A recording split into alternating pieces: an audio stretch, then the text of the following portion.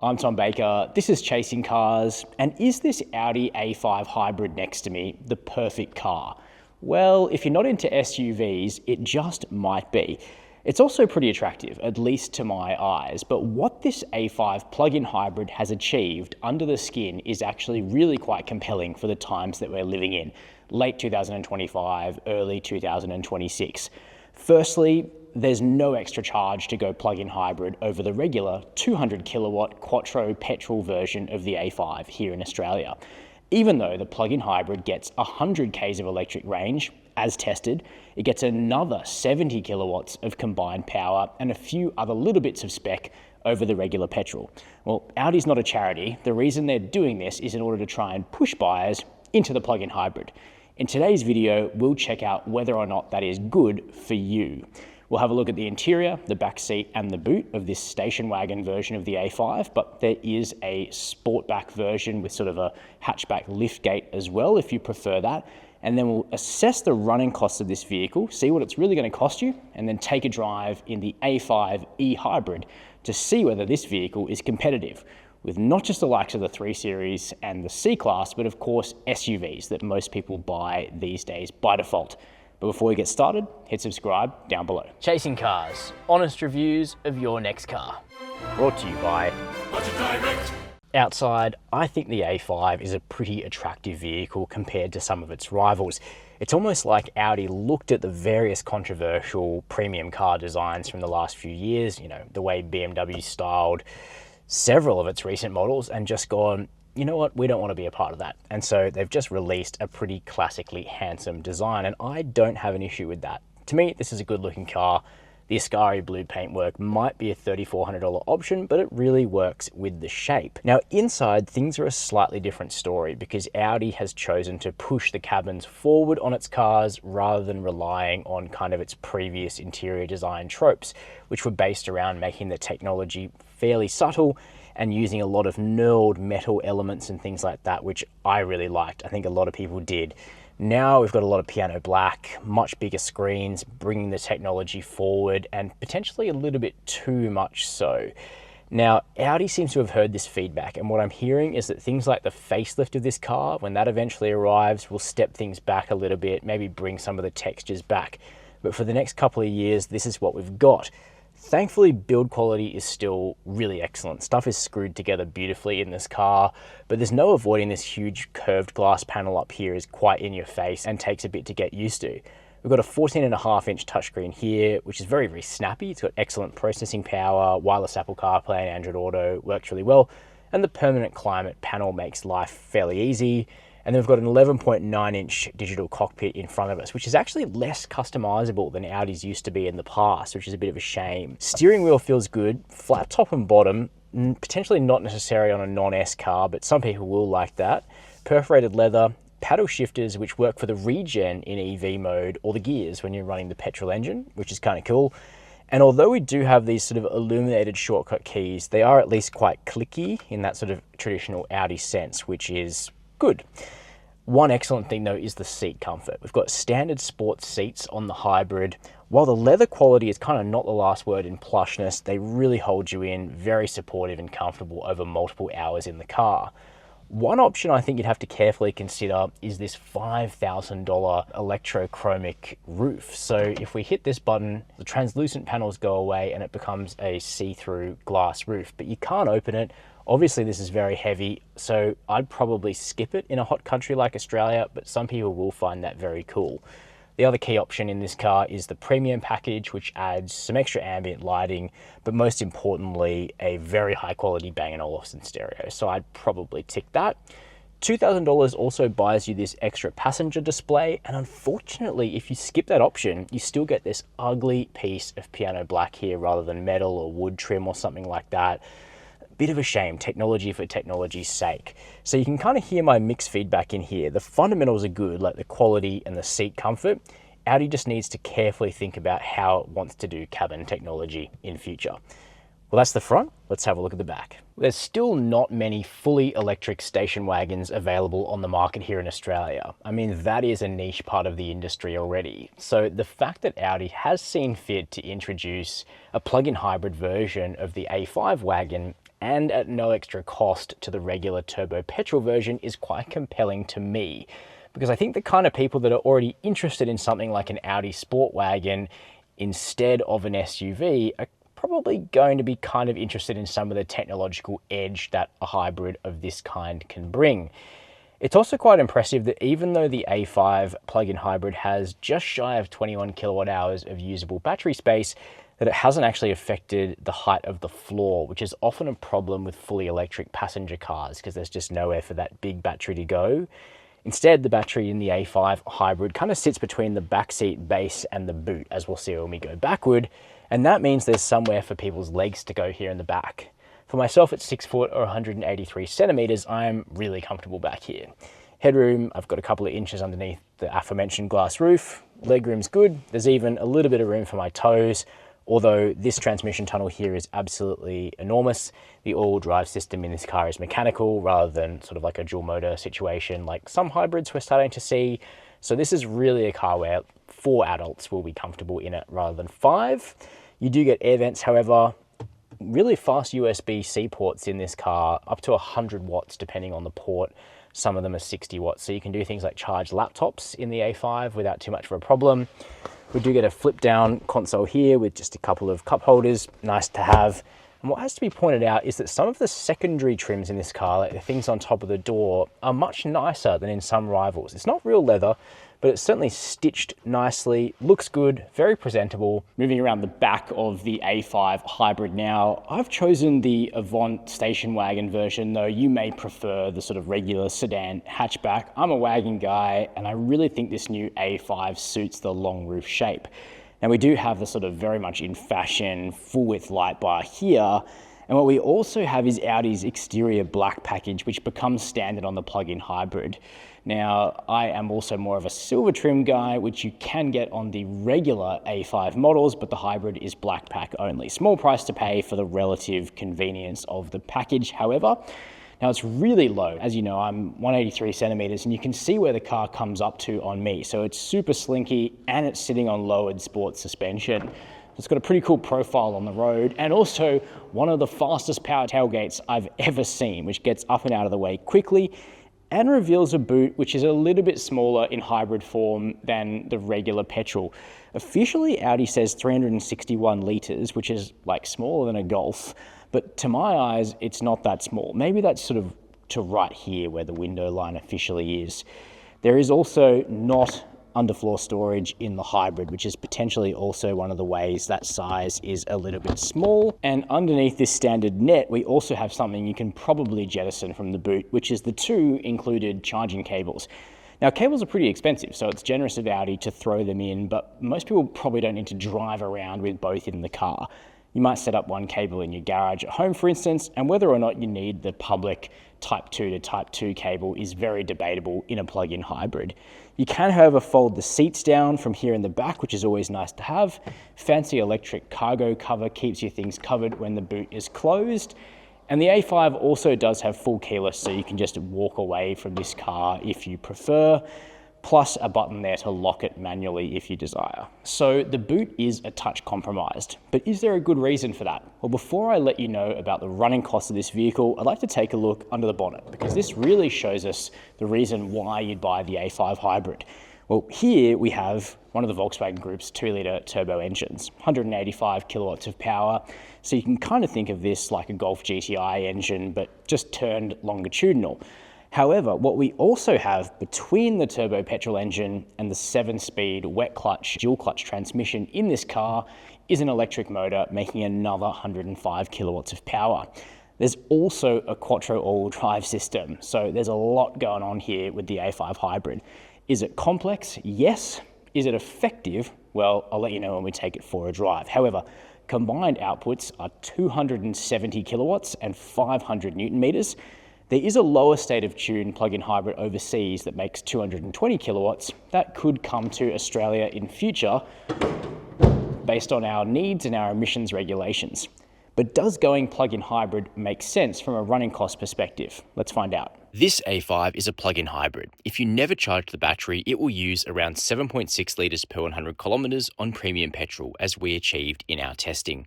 or you can charge it up overnight from a regular socket, or as little as 2.5 hours on 11 kilowatt AC power for a very solid 101 kilometers of tested EV range. A 5-year service plan costs $3,360, the same as the petrol version, while the warranty for the A5 e-hybrid is 5 years unlimited kilometers for the car, while the hybrid battery warranty is 8 years. Budget Direct told us the median annual premium paid between the 1st of November 2024 and the 1st of November 2025 to comprehensively insure a new Audi A5 was $1,905. Of course, everybody's situation is different and the premium will vary according to make and model and other things insurers take into account, such as your postcode, driving history, who drives the car, where you garage the car, and more. Okay, time to take a drive in the A5 plug-in hybrid, which, like most hybrids, typically starts in electric mode. And that's because the A5's battery management system really tries to keep about 5% of battery power available all the time. So when you run the battery all the way down, which we now know, will give you about 100 Ks of electric driving in my testing, and I'm probably not the most frugal driver out there, at 5%, the engine will kick on.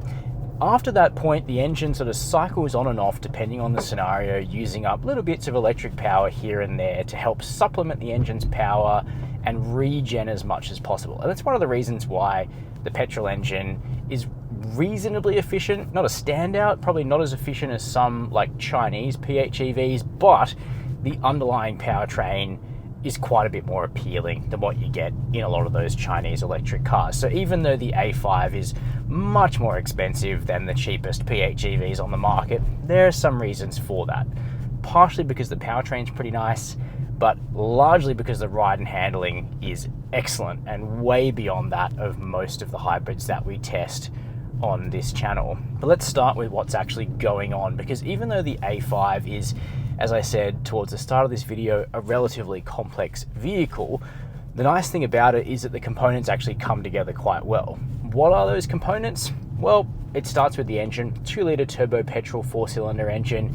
This is a motor that has been going around 20 years in the Volkswagen Group with lots of little updates along the way. 185 kilowatts of power and 370 newton meters of torque. They're pretty good outputs in their own right. That's the kind of thing we would have expected from like a mid-range Audi A4 in the previous generation.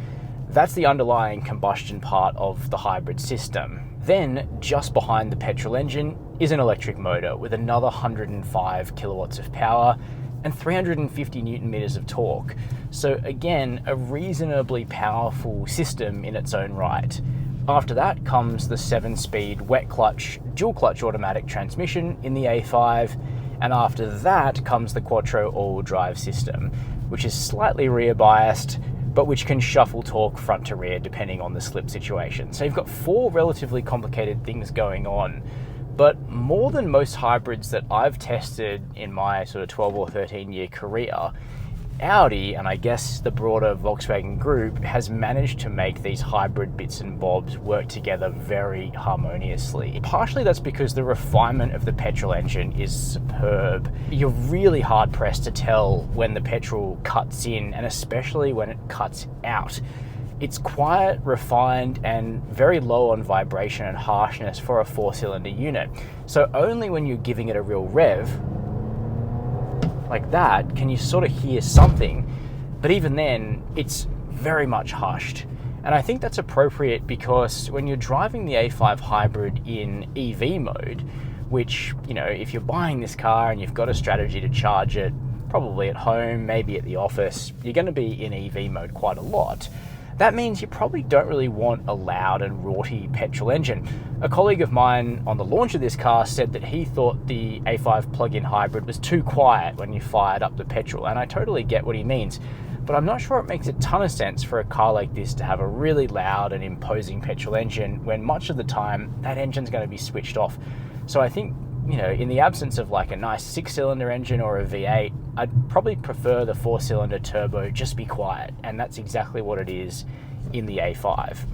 Now the nice thing is when you have already run down the battery, it pretty much drives just like an even more refined version of a turbo 4-cylinder Audi. More refined because it's hushed, as I said, but also because the electric motor, keeps a little bit of charge in the battery and therefore is able to give you these sorts of squirts of power and able to keep the RPMs a little bit lower than they otherwise might be when accelerating. And it sort of glides around in traffic silently a lot of the time. But because that electric motor has 105 kilowatts of power of its own, has a decent amount of torque, when you are driving in EV mode, the A5 hybrid pretty much feels powerful enough that you don't really need to stab at the throttle and therefore wake up the petrol engine. That being said, when you do need a bit more power, you put your foot down, petrol engine wakes up right away, and you're off.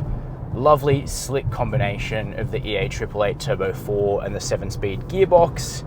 So power-wise, regen braking-wise, physical brake-wise, the hybrid system works really, really nicely. Then you get onto the ride and handling of the A5, which I think is something a little bit special. Audis for a long time have had competent, surgical, precise handling.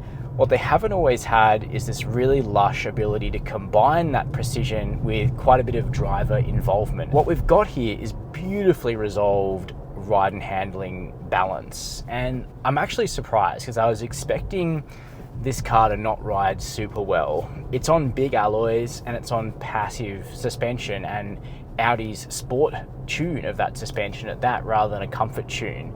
However, it's clear that a ton of work has gone into tuning the ride of this car in order to make the A5 settled and composed and athletic all at the same time. And that's a difficult combination to get right, and a hallmark of a really good car that wasn't rushed through development. So what I mean by that is you're aware of the road surface and the bumps in the A5, but the suspension typically damps out those bumps beautifully. About the only situation the A5 hybrid could be a little better at is when you come off a speed bump or traverse an expansion joint, you do feel that the tires are quite low profile and there isn't a whole lot of rubber there to help soak up the last of the bump. But in terms of soaking up bumps and imperfections and potholes and speed bumps and things like that, the A5 is excellent, way above average. And it combines that compliance with excellent body control. The A5 resists lean pretty well. There's a touch of body roll, which is fine because it alleviates the tires and reduces the understeer. Everything feels rigid, but not creaky. And it feels super able to manage what's going on and the demands that are being made of the vehicle and the road surface. Then there's the steering, which doesn't have a ton of feel coming through the rack, but the ratio is intuitive. It's progressive, which means you get more sharpness of turn the more you turn the wheel. The tire grip is excellent, and the front axle is actually really zealous.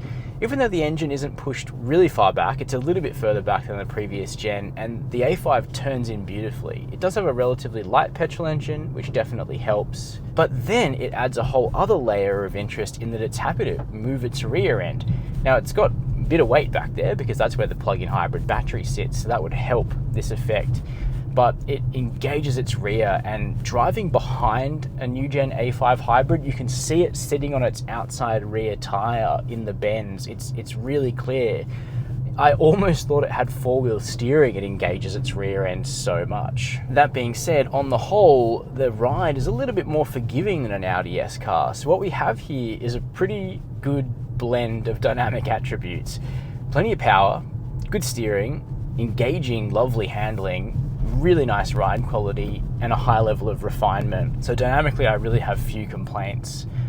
About the only thing would be that some of the safety technologies are a little overzealous, and I'd quite like to turn down the sensitivity of the forward collision warning, which I haven't worked out how to do quite yet. You can kind of turn it off or on, but maybe there's a sensitivity buried somewhere. But other than that, we don't have speed warnings and attention warnings kind of taking over the experience. At least for Australia, Audi has turned that stuff off, so you can actually just enjoy this car's really lovely, crisp dynamics.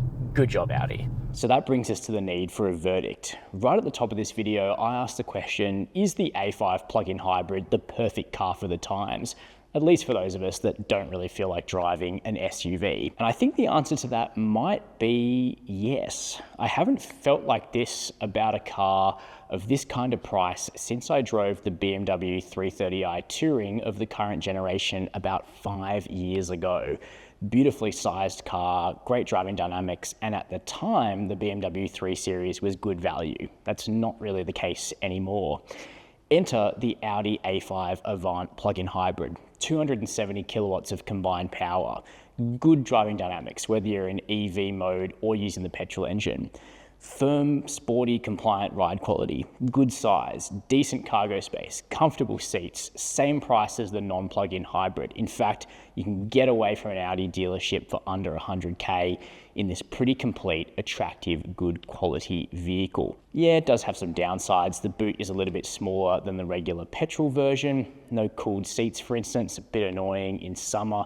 And that ride might be firmer than some people would prefer in a luxury vehicle like this. But really, this car is exactly what Australia's new emissions regulations were designed to achieve. What Audi has done is worked out a way to bring a better car with a better powertrain to Australia at a pretty good price to try and push buyers into it to reduce their overall CO2 profile. For me, that's a positive response to these laws. Of course, keen to know your opinions down below in the comments. While you're there, hit the notification bell and subscribe if you'd like to see more of our review videos. And as always, thank you for watching Chasing Cars.